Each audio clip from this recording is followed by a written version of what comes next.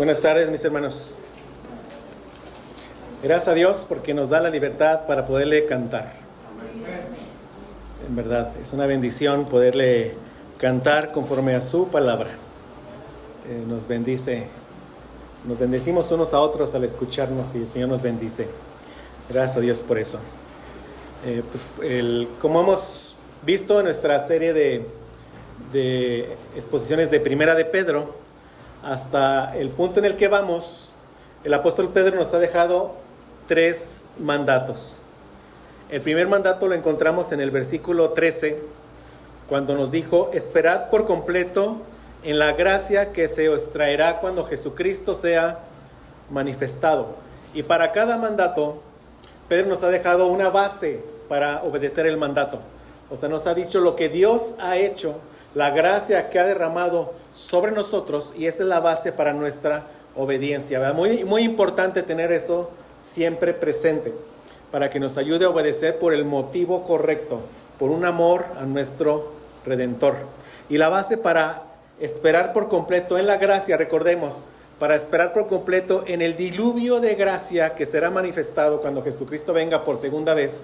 Un diluvio de gracia, ¿por qué? Porque ya somos santos y estamos siendo santificados, pero cuando Él venga seremos glorificados.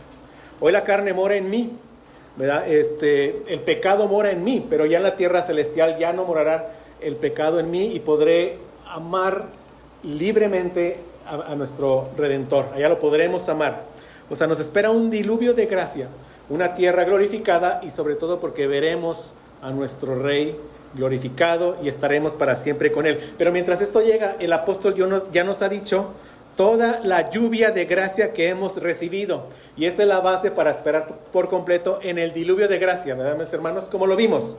¿Y cuál es la lluvia de gracia que hemos recibido? Mire qué bendecidos somos. Dios nos amó y nos escogió en Cristo desde antes de la fundación del mundo.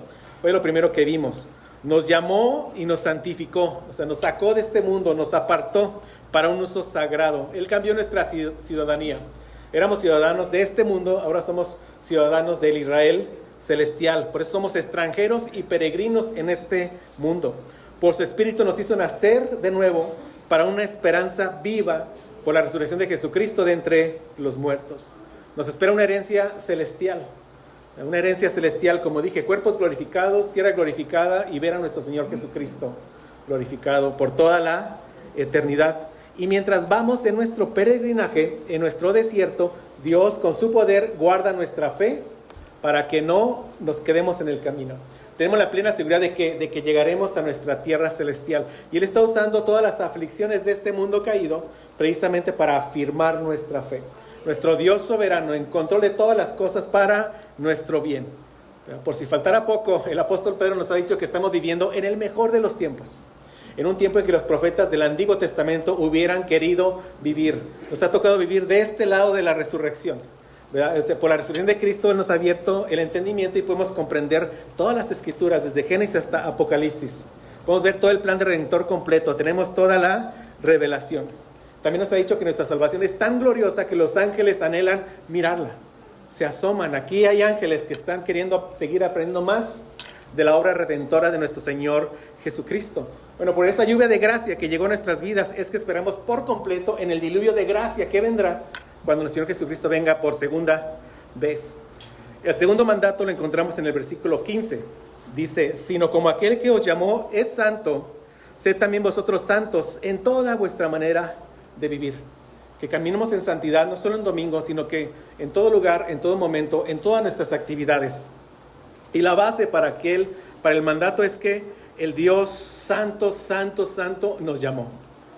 Estábamos muertos, se predica el Evangelio y Él por medio de su Espíritu Santo nos llama, y en el llamamiento nos da la gracia para creer en Él, ¿verdad? Y éramos hijos de desobediencia. Por su gracia nos ha hecho hijos obedientes, y nos dice: sed santo porque yo soy santo. Y el Señor nos ha dado todo para poderle obedecer. Somos hijos obedientes. El tercer mandato lo vimos el domingo pasado, versículo 17: conducíos en temor todo el tiempo de vuestra peregrinación. Y la base para obedecer el mandato es que tenemos la confianza de llamar a nuestro Dios Padre, de acudir a Él en nuestras necesidades, en nuestros gozos, en nuestras angustias. Pero también nos dijo que aquel a quien invocamos por Padre, es el juez de toda la tierra y seremos juzgados por nuestras obras. Pero damos gracias a Dios, ¿verdad?, que por las obras que seremos juzgados son por aquellas que Dios preparó de antemano para que anduviésemos en ellas, y toda la gloria para nuestro Señor Jesucristo.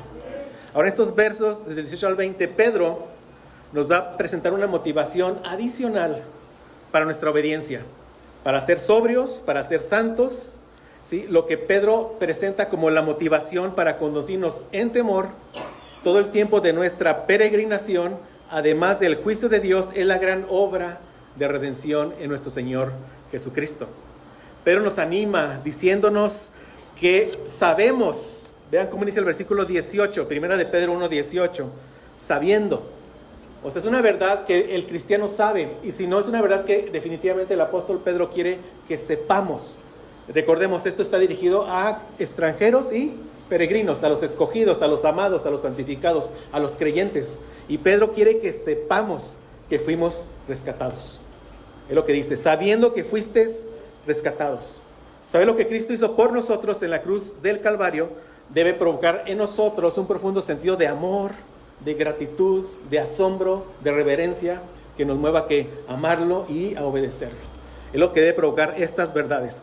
El Hijo de Dios pagó por nuestro rescate. Es lo que nos tiene aquí el apóstol Pedro. He titulado esta enseñanza Rescatados por precio de sangre. Y vamos a dar lectura a 1 de Pedro 1, del 18 al 21.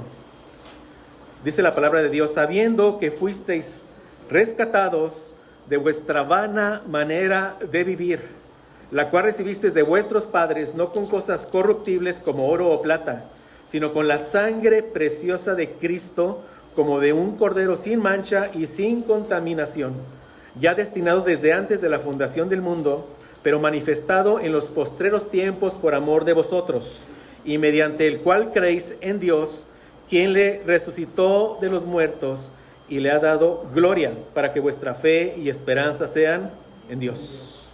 Como les dije, mis hermanos, he titulado esta enseñanza Rescatados por precio de sangre. Y podemos dividir nuestro estudio en 3 encabezados. En primer lugar, el apóstol Pedro quiere que sepamos la condición en la que nos encontrábamos sin Cristo. Eso lo vemos en el versículo 18. Dice, sabiendo que fuisteis rescatados de vuestra vana manera de vivir, la cual recibisteis de vuestros padres, no con cosas corruptibles como oro o plata. Este es el primer punto. Pedro quiere que sepamos la condición en la que nos encontrábamos sin Cristo. En segundo lugar, el apóstol quiere que sepamos lo que hizo Cristo para rescatarnos de esta condición. Versículos 19 y 20. Sino con la sangre preciosa de Cristo, como de un cordero sin mancha y sin contaminación, ya destinado desde antes de la fundación del mundo, pero manifestado en los posteros tiempos por amor de vosotros. Y finalmente, Pedro quiere enseñarnos a que sepamos cómo se manifiesta en nosotros el hecho de que hemos sido rescatados. El versículo 21 dice, mediante el cual creéis en Dios, quien le resucitó de los muertos y le ha dado gloria, para que vuestra fe y esperanza sean en Dios. Entonces vamos a ver el primer punto. El primer punto y 2 son los más largos, el tercero es un poco más corto, mis hermanos. Vamos al primer punto, la condición en la que nos encontrábamos sin Cristo. Leamos de nuevo 1 de Pedro 1:18. Dice, sabiendo que fuisteis rescatados de vuestra vana manera de vivir, la cual recibisteis de vuestros padres, no con cosas corruptibles como oro o plata. Aquí Pedro quiere que sepamos, ¿verdad? De nuevo, él quiere que sepamos que fuimos rescatados de una vana manera de vivir, de una manera de vivir sin sentido, sin propósito. Los comentaristas aquí mencionan 2 ideas en las que Pedro estaba pensando cuando nos alude a este rescate. 2 ideas en las que Pedro pensaba cuando nos dice que fuimos rescatados. La primera idea surge de la referencia al Cordero en el verso 19, cuando nos dice que no fuimos rescatados con cosas corruptibles como oro o plata, que dice el 19, sino con la sangre preciosa de Cristo, como de un cordero, sin tacha y sin contaminación. Esto nos dice que Pedro estaba pensando en el éxodo de Israel de Egipto. O sea, nos dice que la redención de Egipto es un tipo o figura o sombra de la gran salvación que llegó a nuestras vidas por el sacrificio de nuestro Señor Jesucristo. Aquí cuando describe a Cristo como un cordero sin mancha y sin contaminación, nos recuerda los requisitos de este cordero pascual que encontramos en Éxodo 12:5, donde se menciona que el animal será sin defecto. Y en la liberación, cuando vemos esto en Éxodo, también Dios usa la palabra redimir. Dice Éxodo 6:6, se lo leo: por tanto, dirás a los hijos de Israel, yo soy Jehová, y yo os sacaré de debajo de las tareas pesadas de Egipto, y os libraré de su servidumbre, y os redimiré. Ahí está la palabra redimiré, con brazo extendido y con juicios grandes. Aquí la palabra redimir es Gaal en el hebreo. Significa comprar, libertar, rescatar. Entonces, la liberación de los israelitas de la esclavitud de Egipto, como ya dije y como hemos visto, ¿verdad?, es el evento más grande de redención que encontramos en el Antiguo Testamento. Y Dios los rescató con un propósito. Este es el propósito, para que pudieran obedecerle. O sea, que Dios nos ayuda a que esta verdad nos quede bien clara. Dios los rescata de Egipto para que le puedan obedecer. Ellos, mientras estaban siendo esclavizados por los egipcios, no podían obedecer a Dios. Vamos a Éxodo 8, 25 al 27, mis hermanos. Por favor. Éxodo 8, 25, 27. No pierda primera de Pedro. Éxodo 8, 25 al 27. Se lo leo.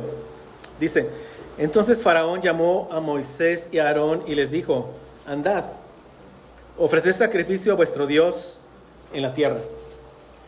O sea, Moisés le había pedido que los dejaran ir 3 días de camino para poder ofrecer sacrificios a Jehová.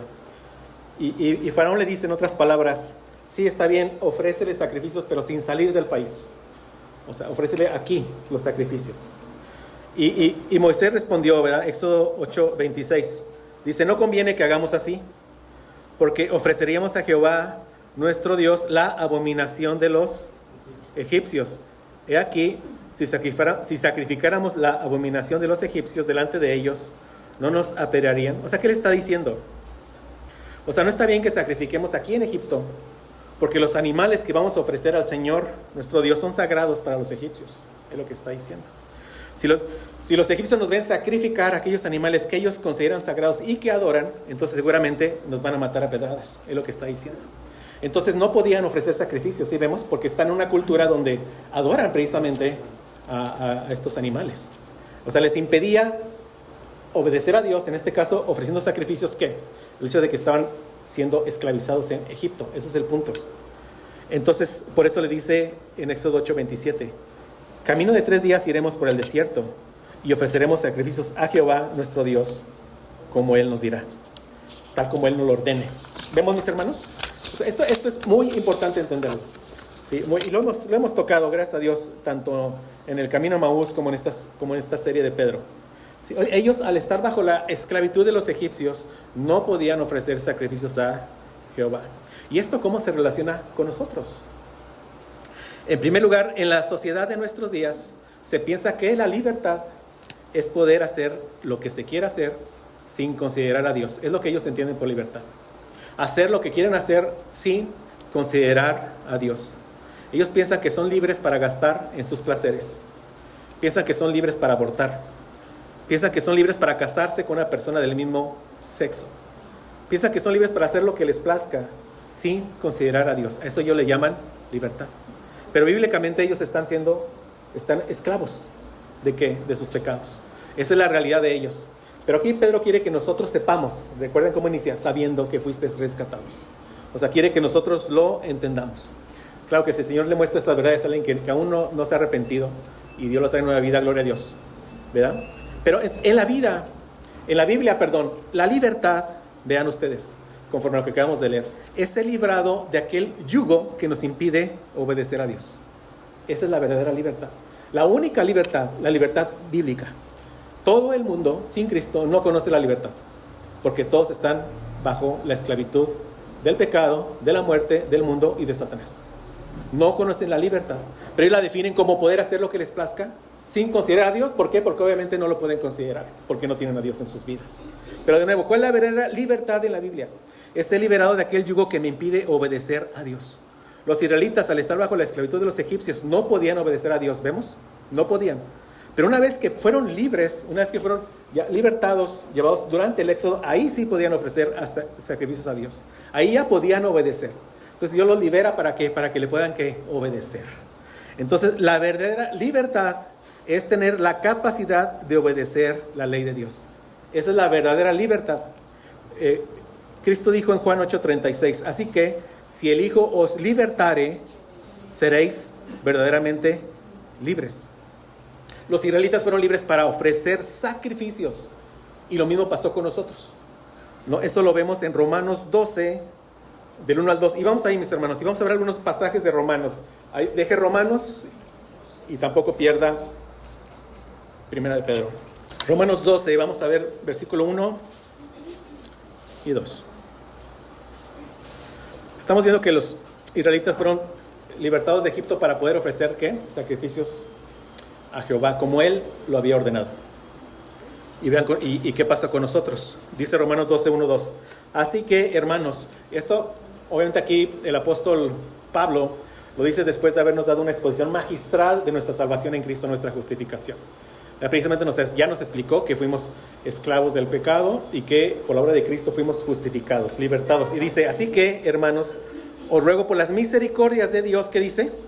Que presentéis vuestros cuerpos en sacrificio vivo, santo, agradable a Dios, que es vuestro culto racional. Y aquí nos dice la forma de cómo presentamos esos sacrificios ya como creyentes de nuevo pacto, ya como creyentes que hemos sido libertados de lo que nos impedía obedecer a Dios. Dice el versículo 2, no os conforméis a este siglo. O sea, somos libres para presentar sacrificios vivos, no siguiendo la corriente de este mundo, ¿verdad? No siguiendo las conductas pecaminosas de este mundo, no siguiendo sus caminos que ellos siguen sin considerar a Dios. Así manifestamos nuestra libertad en Cristo. Dice, no os conforméis a este siglo, sino transformaos por medio de la renovación de vuestro entendimiento, para que comprobéis cuál sea la buena voluntad de Dios, agradable y perfecta. Solo el que ha sido libertado en Cristo, solo el que tiene libertad en Cristo puede ofrecer sacrificios espirituales. Amén. Solamente el que ha sido liberado por Cristo de su esclavitud puede ofrecer sacrificios espirituales. Entonces, para nosotros, mis hermanos, la libertad significa que podemos presentar nuestros cuerpos en un sacrificio vivo, santo, agradable a Dios, como menciona aquí el texto. Y de nuevo, ¿cómo lo hacemos? No amoldándonos a este mundo, no siguiendo la corriente de este mundo, sino viviendo una vida transformada por el Espíritu Santo. Y esto es algo que Pedro ya nos dijo. Ya nos lo dijo Pedro, allí en 1 de Pedro 14 y 15, que gracias a Dios ya lo vimos.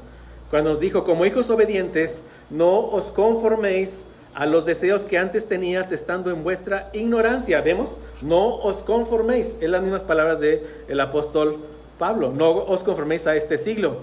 Y dice, sino como aquel que os llamó es santo, sed también vosotros santos en toda vuestra manera de vivir. Aquel que os llamó, aquel que los libertó de esa esclavitud. ¿Para qué? Para poder obedecer a Dios. ¿Cómo? Ofreciéndoles sacrificios espirituales.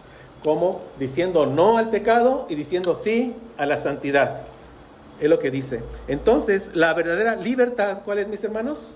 Que podamos presentar sacrificios agradables a Dios. ¿Y qué es esto? Decir no al pecado y sí a la santidad. ¿Sí, mis hermanos? Esa es la verdadera libertad bíblica y que solo se obtiene en Cristo. Dice nuestro texto, 1 de Pedro 1:18, sabiendo que fuiste rescatados de vuestra vana manera de vivir, la cual recibiste de vuestros padres, no con cosas corruptibles como oro o plata. El verbo rescatar aquí en nuestro texto es en el griego lutrao. Significa redimir mediante el pago de un rescate. Es lo que significa aquí la palabra griega. Soltar. Dejar en libertad por medio del pago de un rescate. O adquirir por medio de una compra. Esta es la segunda idea que los comentaristas dicen que Pedro nos quiere comunicar de nuestra liberación.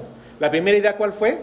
De la liberación de los israelitas de los egipcios, de esa esclavitud. Esta es la segunda idea.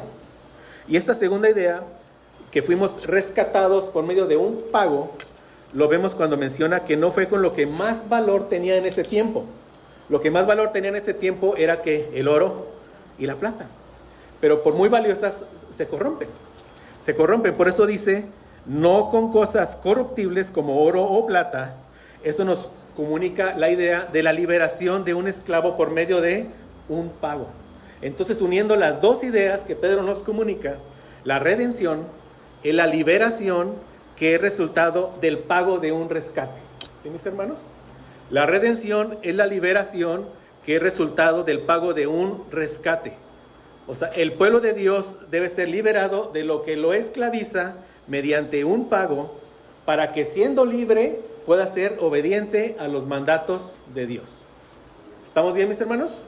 O sea, el pueblo de Dios tiene que ser liberado de lo que lo esclaviza mediante un pago, para que una vez siendo libre pueda obedecer los mandatos de Dios. Esta es la verdadera libertad. ¿Sí, mis hermanos? Entonces, Pedro está pensando en nosotros, los creyentes, en nuestra pasada manera de vivir como esclavos. Nos está diciendo eso. Eran esclavos, eran prisioneros, que han sido libertados, han sido comprados con la sangre preciosa de Cristo. Han sido dejados en libertad. Esta es la idea atrás de la palabra rescatar, de nuevo lutrao, que encontramos aquí. Redimir mediante el pago de un rescate. Implica a un prisionero y a un redentor que paga el precio de su libertad. ¿Sí, mis hermanos? Ahora, ¿qué esclavitud de cuál nos rescató Cristo? Vamos a leer Romanos, ya estaban por ahí. Romanos 6, del 16 al 8, para que la palabra nos diga con toda claridad de cuál esclavitud nos rescata nuestro Señor Jesucristo con el precio de su sangre preciosa. Romanos 6, 16 al 18. Dice la palabra de Dios: ¿no sabéis que si os sometéis a alguien como esclavo para obedecerle, sois esclavos de aquel a quien obedecéis? Vean, sea del pecado para muerte, o sea de la obediencia para justicia. O sea, el ser humano o es esclavo del pecado o es esclavo de Cristo. O es esclavo del pecado para muerte, o es esclavo de Cristo para justicia. Dice el versículo 17: pero gracias a Dios que aunque eras esclavo del pecado, habéis obedecido de corazón aquella forma de doctrina a la cual fuisteis entregados, y libertados del pecado, vinisteis a ser siervos de la justicia. ¿Vemos? Ser libre del pecado es ser esclavo de la justicia. Ser libre de la justicia es ser esclavo del pecado. ¿Lo vemos? O somos esclavos del pecado o somos esclavos de la justicia. Necesito ser libre del pecado para ser esclavo de la justicia. Mientras sea libre de la justicia, soy esclavo del pecado. ¿Sí, mis hermanos? Entonces, esto confirma lo que ya vimos en Éxodo. ¿Cuál es la verdadera libertad? Ser libres del pecado. ¿Para qué? Para poder ser esclavo de la justicia. ¿Para qué? Para poder obedecer a Dios. ¿Sí, mis hermanos? Ser libre, entonces, es cambiar de amo. Es ser libertado del pecado para ser ahora siervos de Cristo. Ahí sigamos leyendo Romanos 6, 19 al 22.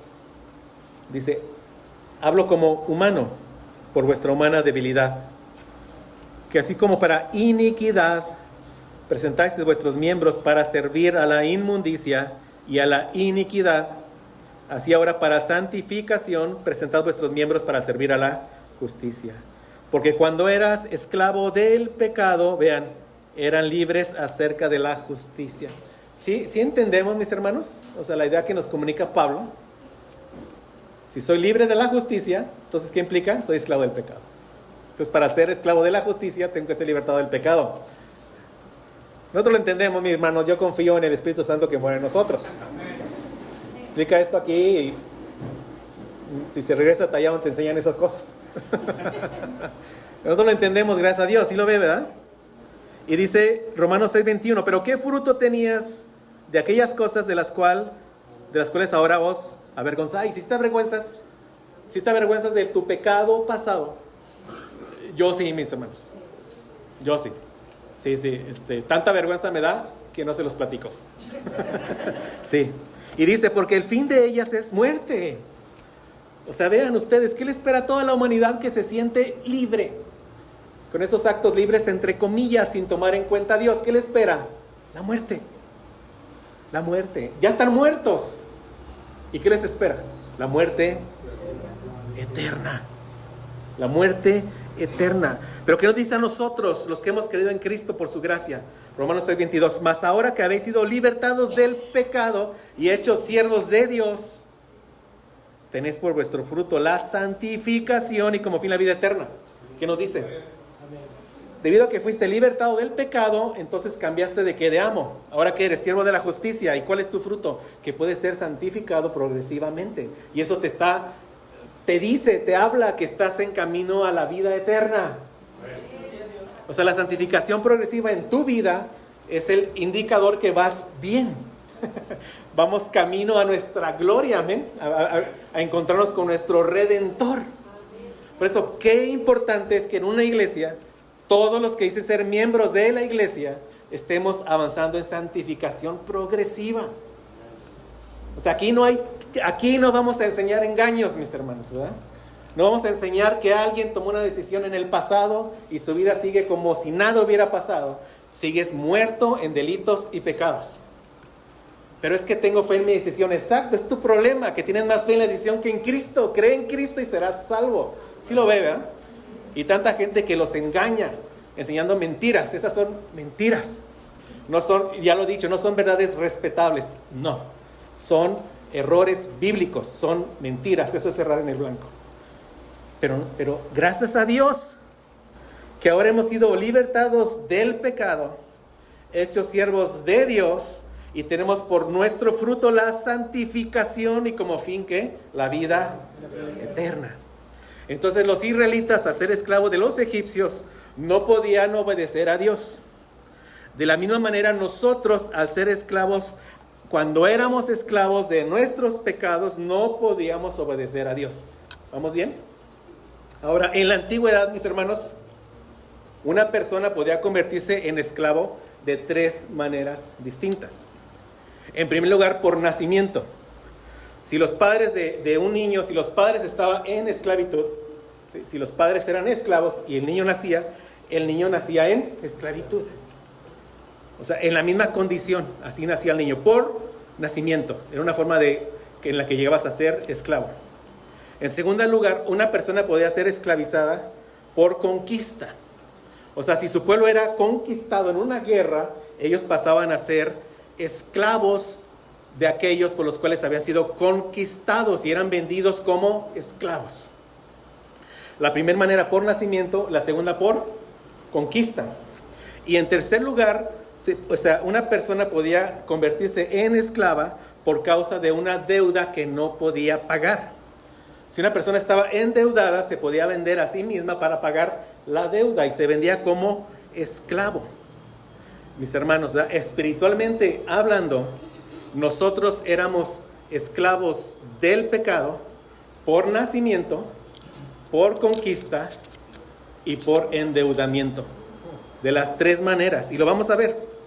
O sea, el hombre, y ya aquí hablo de los hombres sin Cristo, ¿verdad? Los hombres son esclavos por nacimiento y eso fuimos. ¿Por qué? Porque fuimos esclavos porque nacimos en medio de una raza caída. Nuestros padres eran esclavos del pecado. Nosotros nacimos en esa misma condición. Por eso nos dice Pedro en 1 Pedro 1:18, sabiendo que fuiste rescatados de vuestra vana manera de vivir, la cual recibiste de vuestros padres. ¿Por qué? Porque nos dice Efesios 1, Él os dio vida a vosotros cuando estabas muertos en vuestros delitos y pecados. ¿Y quiere decir que nací vivo y me morí? No. Dice el Salmo 51:5, he aquí en maldad he sido formado y en pecado me concibió mi madre. O sea, somos esclavos por nacimiento. Éramos esclavos por nacimiento. Nacimos muertos en delitos y pecados. Y si éramos esclavos del pecado, ¿qué podíamos hacer sino solo cometer pecado?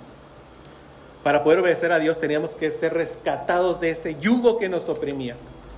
de un yugo que nos oprimía más grave, mucho más grave que la esclavitud de los israelitas en Egipto, del yugo de la esclavitud de nuestros pecados.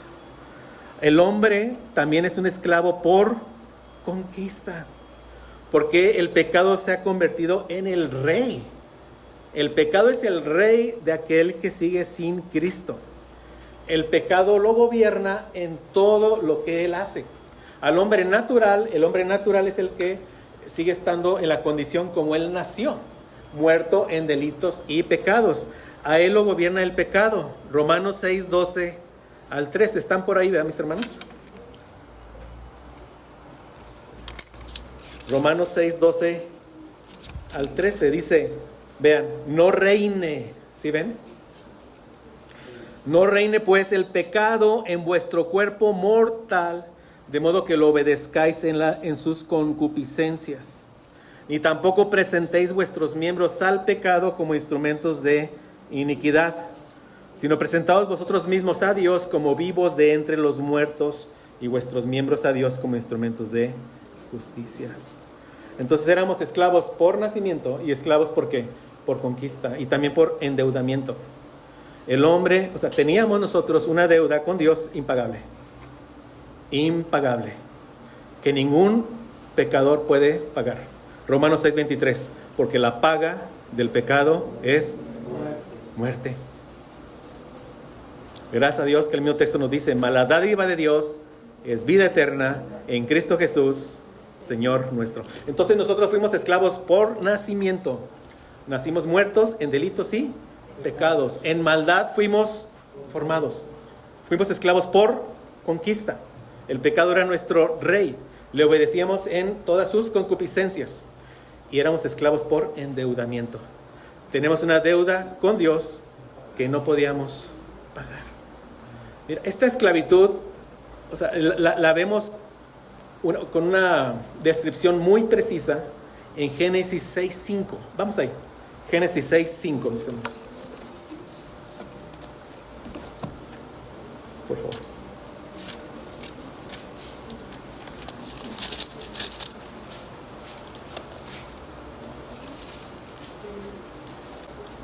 Aquí en Génesis 6:5, Dios describe la condición del hombre en su estado natural de perdición. Dice, y vio Jehová que la maldad de los hombres era mucha en la tierra, y que todo, aquí todo es un absoluto. Aquí todo en el hebreo significa todo. Y que todo designio de los pensamientos del corazón, ¿qué nos dice? Todas las intenciones del corazón, vean, de ellos era de continuo, ¿qué dice? Solamente el mal. ¿Vemos cómo lo enfatiza? Todo designio de los pensamientos del corazón de ellos era de continuo, solamente el mal. Evidentemente, alguien sin Cristo va a decir, qué exagerados son, fanáticos. El hombre es bueno, tranquilo. Pero esto es para nosotros. ¿Qué nos dice? Sabemos a quién, a los hijos de Dios. Esta era nuestra condición sin Cristo. Sin Cristo. Si todas las intenciones de tu corazón sin Cristo eran de continuo solamente el mal, ¿cuántos pecados cometiste antes de llegar a Cristo?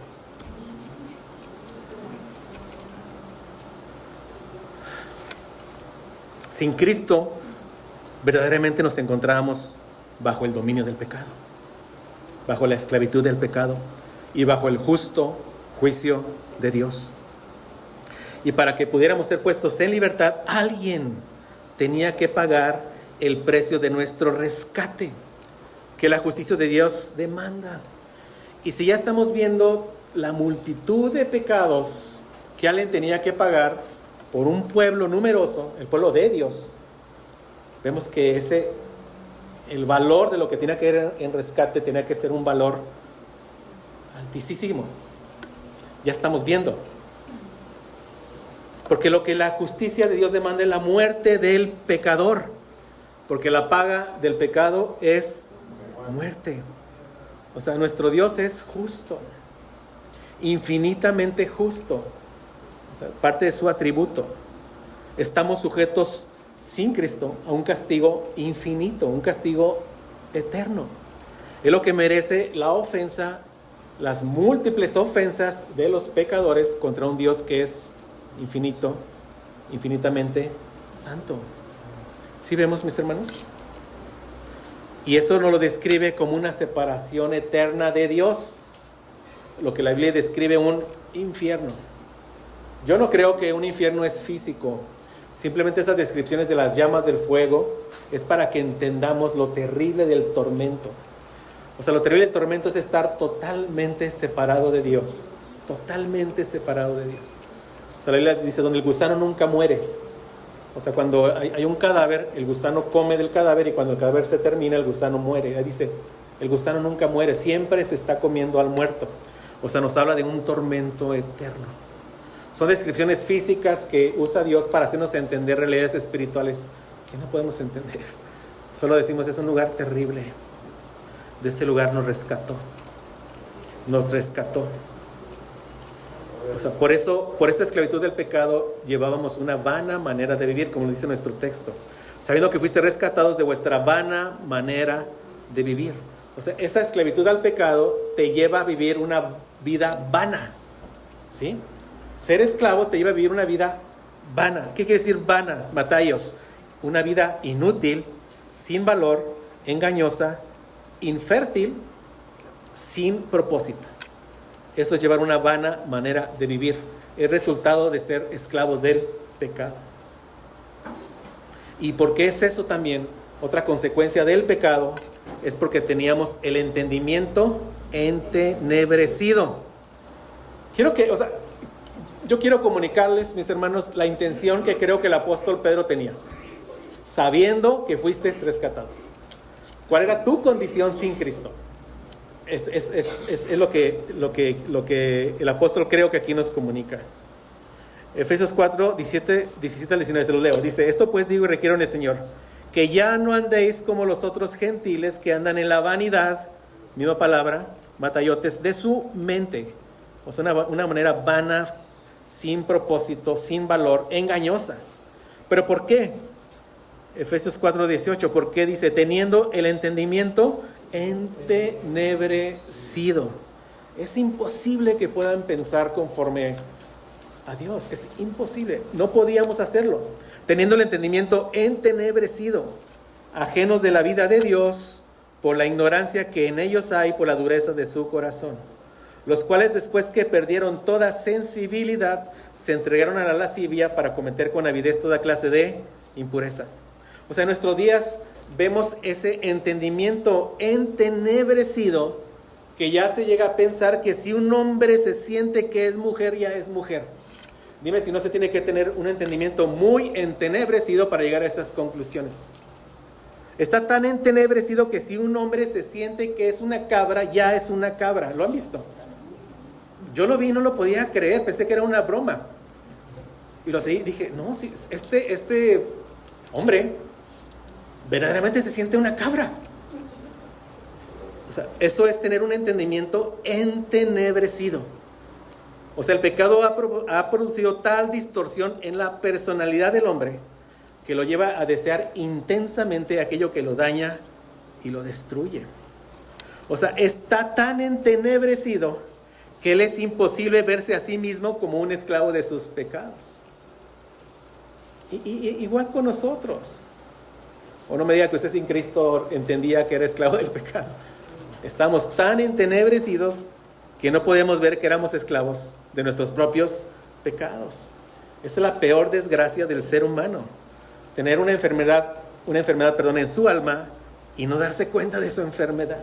No se pueden dar cuenta, no nos podíamos dar cuenta, a menos que Dios obrara en nuestras vidas. Ellos se creen libres, pero son esclavos. A ellos les es imposible agradar a Dios. Oye, pero mi vecino no es sin Cristo, buena persona. No hay buenas personas. Eso lo dijo el Señor Jesucristo. Hombre bueno. ¿Por qué? ¿Y cómo le respondió?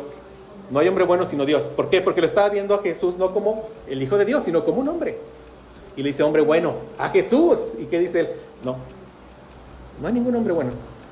Sin Cristo, no hay ningún hombre bueno. Y eso lo podemos ver nosotros. Entonces, para terminar de ver nuestra condición, Romanos 8:6-8, se lo leo, dice: porque el ocuparse de la carne es muerte, pero el ocuparse del Espíritu es vida y paz, por cuanto los designios de la carne son enemistad contra Dios, porque no se sujetan a la ley de Dios, ni tampoco pueden. Y los que viven según la carne no pueden agradar a Dios. No pueden, no quieren, no pueden. Entonces, si era su condición, yo le pregunto, ¿cómo llegó usted a Cristo? Si ahorita me dice, es que yo hice algo bueno, hermano, pues hay que seguir estudiando esto para que Dios lo convenza de que usted no hizo absolutamente nada bueno. No podíamos. Entonces Pedro inicia nuestro texto diciendo sabiendo, y se dirige a creyentes. Pedro quiere, en primer lugar, que sepamos cuál era nuestra condición sin Cristo, una sin esperanza alguna. ¿Sí, mis hermanos? Punto número 2. ¿Qué hizo Cristo para rescatarnos de esta condición? Versículos 19 y 20. Dice 1 Pedro 1, el 18 y 19, perdón. Sabiendo que fuisteis rescatados de vuestra vana manera de vivir, la cual recibisteis de vuestros padres, no con cosas corruptibles como oro o plata, y dice, sino con la sangre preciosa de Cristo, como de un cordero sin tacha y sin contaminación. De nuevo, ¿verdad? Aquí Pedro nos habla como un judío que entendía compenetrado totalmente con la historia, con el rito de la Pascua, ¿verdad? Como ya mencioné un poco. O sea, el pueblo judío había sido libertado de su esclavitud cuando cada familia tomó un cordero sin defecto y lo sacrificó al caer la tarde de ese día. Ese día era un 14 del mes de Nisan. Y puso la sangre, recordemos, lo vimos, ¿dónde? En los postes y en los dinteles de sus casas, y comió la cena pascual. Ellos, por sus pecados, los egipcios, cuando fueron liberados, los israelitas, ellos también merecían morir. Pero ¿qué hubo? ¿Qué fue ese cordero que ellos sacrificaron? Un cordero sin defecto y sin culpa, como nos dice Éxodo 12:5. Murió en sustitución de ellos. Hubo un sustituto. Hubo sangre inocente que derramaron, y la ira de Dios pasó de largo. Por eso es la Pascua, recordemos, eso lo vimos, la ira de Dios que pasa de largo. Los escritores del Nuevo Testamento, y no tenemos duda, ¿verdad? Lo sabemos, gracias a Dios, nos enseñan que Cristo es ese Cordero Pascual, nuestro Cordero Pascual. Juan el Bautista señala a Jesús y dice, aquí el Cordero de Dios, y aquí tiene en su mente la Pascua, y aquí el Cordero de Dios que quita el pecado del mundo. Juan 1:29. Pablo comenta que nuestra redención ha sido lograda por medio de Cristo, porque Dios lo puso como propiciación por nuestros pecados. Romanos 3:25. Como propiciación, la ira de Dios cayó sobre él, como nuestro sustituto.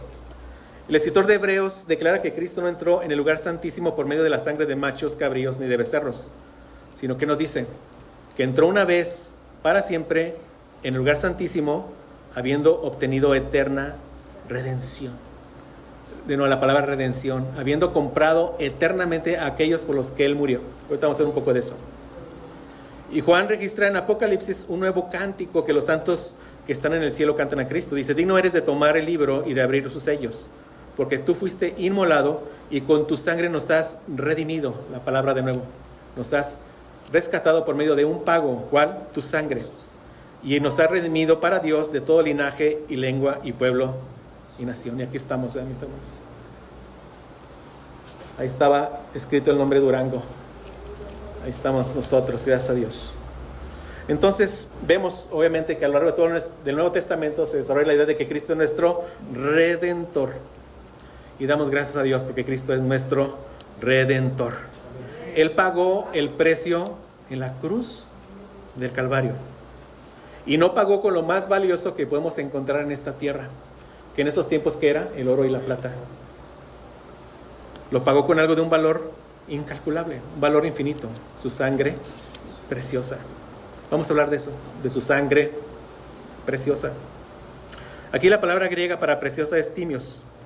Miren, esto significa algo que es valioso, algo que es muy costoso, muy valioso. Entonces, cuando hablemos de la sangre preciosa, no tiene un sentido romántico ni estético, mis hermanos. O sea, Jesús fue verdaderamente Dios y fue verdaderamente hombre. Su sangre era de una viscosidad y de una tonalidad como la nuestra. Él murió siendo verdaderamente hombre, pero valiosa, de un valor incalculable, de ahí el nombre de preciosa. Entonces, sangre preciosa, sangre valiosa, de un valor suficiente para redimir a gente de toda lengua, tribu, pueblo y nación. Y ahorita vamos a ver lo que es eso. Un valor suficiente, mis hermanos, para rescatar a millones y millones de personas. Millones y millones de pecadores que estaban bajo la reja de sus propios pecados. Y vamos a Apocalipsis 5, 8 al 12 para ver esto, mis hermanos. Apocalipsis 5, del 8 al 12. Se lo leo, dice: y cuando hubo tomado el libro, los 4 seres vivientes y los 24 ancianos se postraron delante del Cordero. Todos tenían arpas y copas de oro llenas de incienso, que son las oraciones de los santos. Y cantaban un cántico diciendo... Ahí vamos a estar nosotros, mis hermanos, en este cántico. Si has creído en Cristo. Digno eres de tomar el libro y de abrir sus sellos, porque tú fuiste inmolado, fuiste sacrificado, y con tu sangre nos has redimido. ¿Vemos? Nos has rescatado a precio de ¿qué? De tu sangre. Nos has redimido, nos has rescatado para Dios, de todo linaje y lengua y pueblo y nación. Y nos has hecho para nuestro Dios reyes y sacerdotes, y reinaremos sobre la tierra. Y miré y oí la voz de muchos ángeles alrededor del trono, y de los seres vivientes y de los ancianos. ¿Y qué dice? Y su número era millones de millones. Ahí estamos, ahí vamos a estar. Millones de millones. Que decían a gran voz: el Cordero que fue inmolado, que fue sacrificado, es digno de tomar el poder, las riquezas, la sabiduría, la fortaleza, la honra, la gloria y la alabanza. Amén. ¿Cuántos pecados cometieron estos millones y millones de personas que fueron redimidos por la sangre valiosa de Cristo? Se requería el pago de algo que tenía un valor incalculable. ¿Sí? Incalculable. Para poder salvar a millones y millones. Esto también explica esos ríos de sangre que corrían a lo largo del Antiguo Testamento. Vean ustedes, por más ríos de sangre que corrían, eran insuficientes para toda la cantidad de pecados que se habían cometido. Piénselo. Pero vean ustedes, una sola vida bastó. Una sola vida bastó. La vida de nuestro Señor Jesucristo. Y ahí está el valor incalculable de su sangre. Su sangre tiene un valor infinito. ¿Por qué? Porque es la sangre de la vida de Cristo.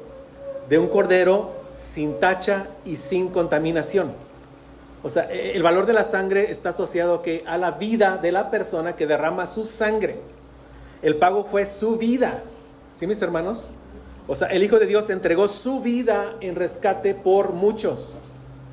O sea, el que se nos diga de hablar de su sangre es porque tenía que perder su vida por derramamiento de sangre. ¿Por qué? Porque sin derramamiento de sangre no hay remisión. ¿Ven? No hay redención de pecados, no hay libertad. Tiene que ser, alguien tenía que dar su vida derramando su sangre. El valor incalculable de la sangre es porque le pertenece a una vida santa, santa, santa, la vida del Hijo de Dios. ¿Sí, mis hermanos? Ahí está. Dice Marcos 10:45, porque el Hijo del Hombre no vino para ser servido, sino para servir y para dar su vida en rescate por muchos. Entonces el valor de la sangre de Cristo está en su vida. Una vida sin pecado, sin mancha, sin contaminación. Cristo derramó su sangre hasta la muerte. Él entregó su vida. Yo no sé si usted ha escuchado a alguien decir que una sola gota de su sangre hubiera bastado para salvarnos. Quizá lo ha escuchado decir o no, no lo sé, yo sí lo he escuchado. Pero es una idea que es equivocada. ¿Por qué? Porque una sola gota no hubiera perdido su vida. ¿Así lo vemos, mis hermanos? Jesús fue circuncidado al 8º día y ahí derramó muchas gotas de sangre y eso no nos salvó. Entonces, ¿qué era el punto? Su sangre es de un valor incalculable porque es la sangre que derramó una vida santa, santa, santa. El valor de la sangre está en la vida de aquel que la ofreció. ¿Sí, mis hermanos? O sea, Él entregó su vida por derramamiento de sangre. porque sin derramamiento de sangre no hay remisión de pecados. Hebreos 9:22. Derramó su sangre hasta la muerte. Ahí estábamos nosotros, mis hermanos, en la prisión de nuestros pecados. Nosotros no podíamos pagar con nuestra vida porque la vida de un pecador no tiene valor. ¿Sí lo ven? Y porque la consecuencia de nuestros pecados es precisamente la muerte. Y para pagar por todos los pecados se necesita una muerte eterna. Porque la ofensa de los pecados son contra un Dios que es infinitamente santo. ¿Entendemos esto, mis hermanos? O sea, la ofensa de un pecador contra Dios es una ofensa infinita, porque fueron pecados incontables contra un Dios que es infinitamente santo. Pues se requería algo de un valor incalculable. Ninguno de nosotros podíamos pagar por nuestro rescate, ni ninguna otra persona, porque estaba en la misma condición de nosotros. Todos estábamos en la misma prisión. Solo uno que estuviera fuera de la prisión, y solo había uno. Solo uno que no tuviera pecado, y solo había uno. Solo uno que nos amara a pesar de todas nuestras rebeliones, que nos amara a pesar de todos nuestros pecados. Vean, solo uno que nos amara al punto de querer dar su vida en rescate por nosotros. Solo Él nos podía salvar de nuestros pecados. Y Él estuvo dispuesto a hacerlo. Ahora, mi hermano, cuando un esclavo de esa época, cuando llegaba alguien y lo compraba, él decía: yo pago por este esclavo. Lo tomaba y lo sacaba y se lo llevaba. No hay tal cosa como que Cristo murió para hacer posible la salvación. Cristo vino a salvar a un pueblo, ¿sí, mis hermanos? O sea, quiero que entiendas, Cristo vino por ti específicamente, si estás en Cristo.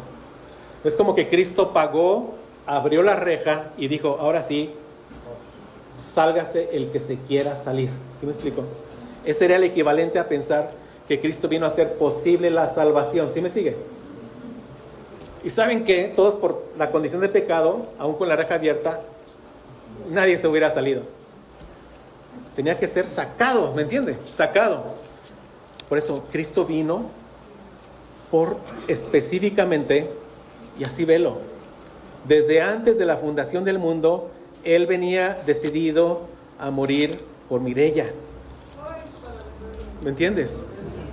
Y así cada quien, o sea, por mi hermano Luis, o sea, por cada uno, por Hannah, puedo mencionar a todos, ¿verdad?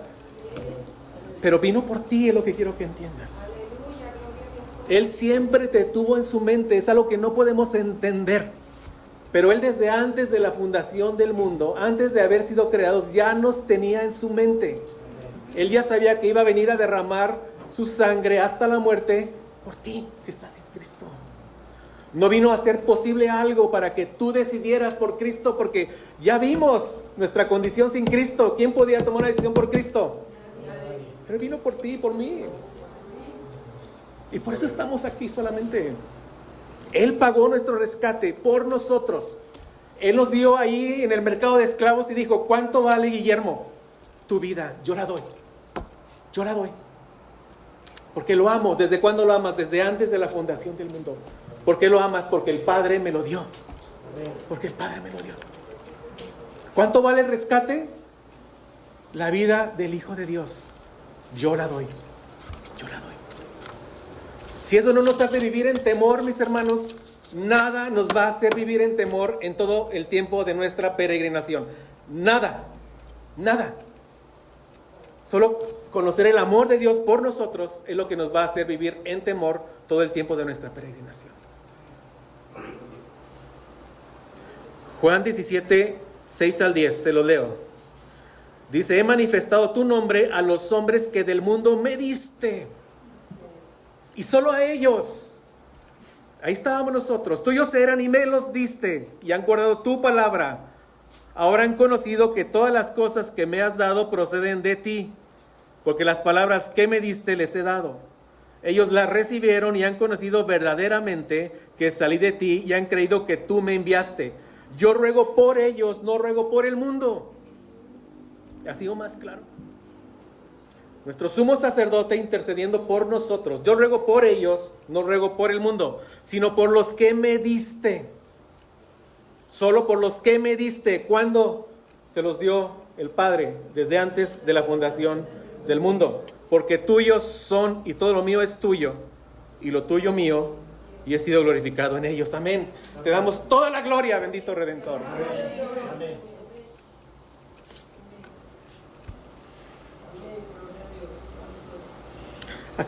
Aquí en Juan, mis hermanos, en ese tiempo nuestro Jesús, nuestro Redentor, nuestro gran sumo sacerdote estaba intercediendo por nosotros. Él ya estaba rogando ahí por nosotros. Estaba rogando porque fuéramos rescatados de nuestra vana manera de vivir, sabiendo que Él mismo pagaría nuestro rescate. El Padre responde sus oraciones porque eran conforme a su voluntad, lo es. Porque Él dice, no ruego por el mundo, ruego por ellos. Y esa era la voluntad del Padre, que salvara a un pueblo que el Padre le había dado al Hijo. Juan 10, 17 al 18, por eso me ama el Padre, porque yo pongo mi vida para volverla a tomar. ¿Por quiénes? Por los que el Padre le dio. Nadie me la quita, sino que yo de mí mismo la pongo. Tengo poder para ponerla.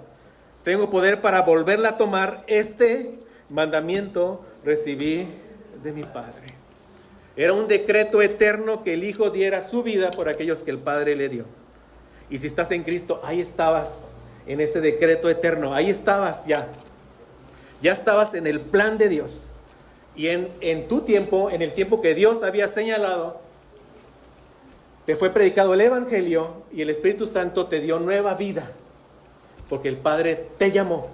Y en el llamado te dio la gracia para que creyeras y te arrepintieras y pudieras ver con claridad a tu Señor Jesucristo muriendo en la cruz por ti. Gracias a Dios por eso.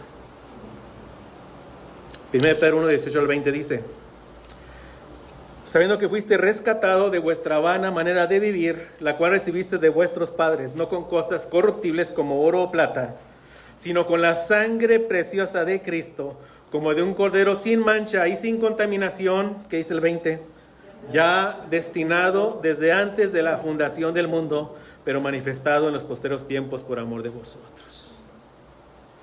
Mira, la noche antes de ser librados de la esclavitud de los egipcios, Dios ordenó a Israel que celebrara la fiesta de la Pascua, como ya hemos visto.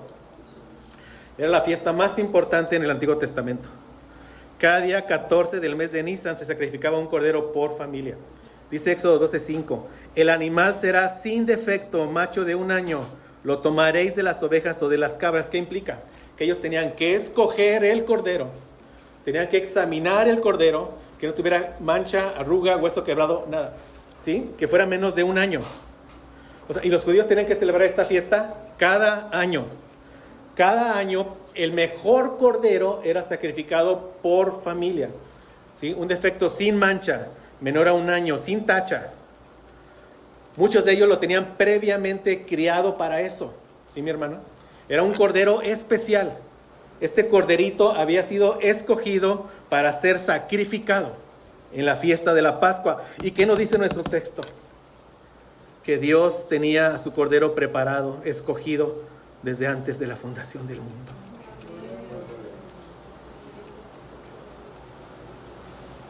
Pero manifestado en los posteros tiempos por amor de nosotros. ¿Cuáles son los posteros tiempos? Los que van desde su primer venida a su segunda venida. Los tiempos de este lado de la resurrección. El mejor tiempo en el que los profetas del Antiguo Testamento hubieran querido vivir. Y en ese tiempo nos tocó vivir a nosotros. Dios decretó que viviéramos en este tiempo. Dios decretó que Cristo resucitado nos abriera el entendimiento. Dios decretó que nosotros pudiéramos entender estas cosas. Somos el pueblo de Dios, comprados por sangre, para amarle y para obedecerle. Amén. Amén.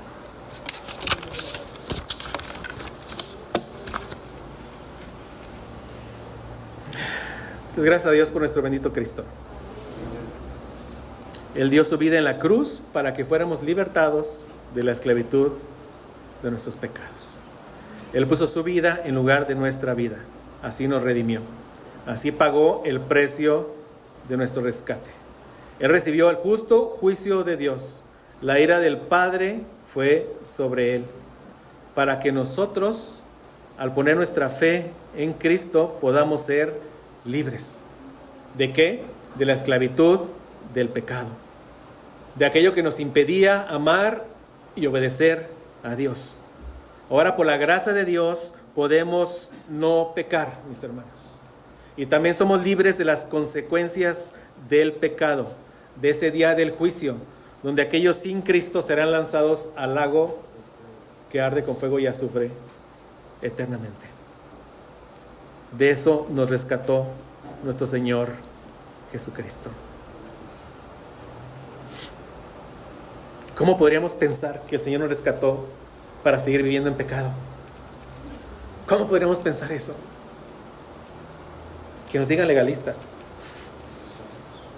pero que entiendan que si obedecemos a Dios porque lo amamos. Amén. Entendemos la gran obra de redención que hizo por nosotros.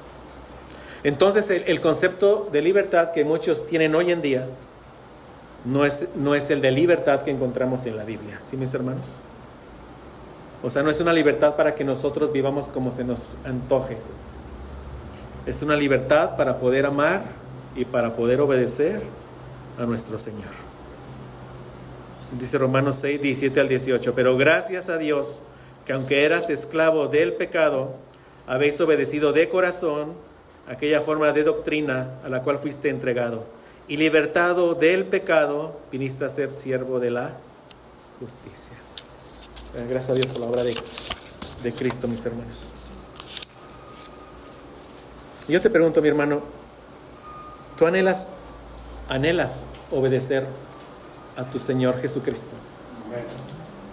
¿Verdaderamente está ese anhelo puesto en tu corazón? Sé que muchas veces exclamamos como el apóstol: miserable de mí, ¿quién me librará de este cuerpo de muerte? Pero como dice el mismo apóstol, gracias doy a Dios por Jesucristo nuestro Señor, porque con su vida pagó nuestro rescate. Amén. Entonces pasemos al punto 3. ¿Cómo se manifiesta en nosotros el hecho de que hemos sido rescatados? Voy a leer del versículo 20 para entender la idea que nos quiere dar aquí el inicio del 21. Dice, hablando de nuestro Cristo. Voy a leer todo el texto, mis hermanos. 1 Pedro 1 desde el 18 hasta el 21. Dice, sabiendo que fuisteis rescatados de vuestra vana manera de vivir, la cual recibiste de vuestros padres, no con cosas corruptibles como oro o plata, sino con la sangre preciosa de Cristo, como de un cordero sin tacha y sin contaminación, ya destinado desde antes de la fundación del mundo, pero manifestado en los posteros tiempos por amor de vosotros. Y vean, y mediante el cual creéis en Dios. ¿Esto qué nos dice? Que Cristo pagó nuestro rescate, como ya vimos, pero también nos dice que con su sangre Él compró todas las bendiciones que necesitamos para ser un pueblo espiritual de Dios. O sea, mediante el cual creéis en Dios. O sea, Cristo compró nuestra fe.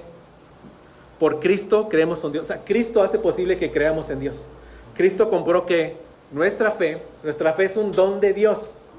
¿Sí? O sea, la fe preciosa que llega cargada de buenas obras y de arrepentimiento es un regalo que Dios nos da. Es un don de Dios por gracia. Porque por gracia sois salvos por medio de la fe. Y esto no de vosotros, porque es un don de Dios, no por obras para que nadie se gloríe. Aquí cuando dice esto, mediante el cual, vean, Cristo nos rescata de nuestra esclavitud, pero con su sangre compra todas las bendiciones para nosotros. ¿Cuáles son? Compró nuestra fe, nuestro arrepentimiento, nuestra santificación, hablando de esa santificación inicial que tuvimos, esa efectiva, nuestra santificación progresiva, nuestra justificación, nuestra glorificación. Él compró con su sangre todas las bendiciones y Él nos las regala. Amén. Es lo que así inicia este versículo. Mediante el cual creéis en Dios. Por Cristo creo en Dios. Si alguien dice, yo creo porque yo creí, yo puse, lee este versículo muchas veces hasta que Dios te muestre que fue porque Cristo te rescató de la esclavitud, y no solo eso, sino que compró la fe y te la regaló para que pudieras creer en Dios. Y dice, ¿quién le resucitó de los muertos? Y también esa fe nos la da Cristo. Dios nos da la fe para creer que Dios resucitó a nuestro Señor Jesucristo de los muertos. Cristo vive porque vive en nosotros, amén. O sea, nos da esa fe y le ha dado gloria. ¿Para qué? Para que vuestra fe, vean, pero ¿por qué es ahora mi fe? Porque Cristo la compra y me la regala. Ya es mi fe, pero ¿de dónde sale? De lo que Cristo compra y me regala. ¿Sí está viendo aquí? Para que vuestra fe y esperanza sean en Dios. ¿Qué esperanza? Que si Cristo no viene antes y duermo, seré resucitado. ¿Por qué? Porque mi Señor Jesucristo fue resucitado. Es todo lo que nos está diciendo aquí este pasaje. Gracias a Dios. Dice Efesios 1:19. ¿Y cuál es la supereminente grandeza de su poder para con nosotros los que creemos, según la operación del poder de su fuerza? O sea, la fuerza que opera en nosotros, dice, la cual operó en Cristo, resucitándole de los muertos. Entonces, ¿cómo se manifiesta en nosotros esa verdad de que hemos sido rescatados? El hecho de que tenemos una fe preciosa, que tenemos toda nuestra fe y nuestra esperanza en Dios. Creemos sin duda alguna que Cristo resucitó de entre los muertos, amén. Y por eso mismo, si morimos antes, creemos que nosotros también resucitaremos juntamente con Él. Le veremos cara a cara, como dijo Job 19, 26 y 27. Y después de deshecha esta mi piel, en mi carne he de ver a Dios, a cual veré por mí, mis ojos lo verán y no otro. Veremos a nuestro bendito Redentor cara a cara, por toda la eternidad. Así se manifiesta todo esto. En una fe preciosa, firme, en el regreso de mi Señor Jesucristo. Si muero antes, Él me va a resucitar, amén. Si viene antes, Él me va a arrebatar para estar juntamente con Él para siempre, en su gloria, en las nubes, que es lo que quiere decir ese texto. Gracias a Dios. Isaías 4:22 dice, yo deshice como una nube tus rebeliones y como niebla tus pecados. Vuélvete a mí, porque yo te redimí. Gracias a Dios. Gracias al sacrificio de nuestro Señor Jesucristo en la cruz, esa densa nube de nuestros pecados se ha disipado. Dice Jehová, yo deshice como una nube tus rebeliones y como niebla tus pecados. Vuélvete a mí, porque yo te redimí. Porque ahora yo soy tu dueño. Y gracias a Dios por eso. Entonces, volvámonos a Dios. Amemos a Dios. Obedezcamos a Dios. Porque nos ha redimido. Porque nos ha rescatado con su sangre preciosa. Amén. Entonces, saber lo que Cristo hizo por nosotros en la cruz del Calvario, ¿qué debe provocar en nosotros? Un sentido profundo de amor, de temor, de reverencia, de gratitud a Dios, que nos lleve a amarle más y a obedecerle más. El Hijo de Dios pagó por nuestro rescate. Cerremos leyendo nuevamente todo el texto, mis hermanos, y orando.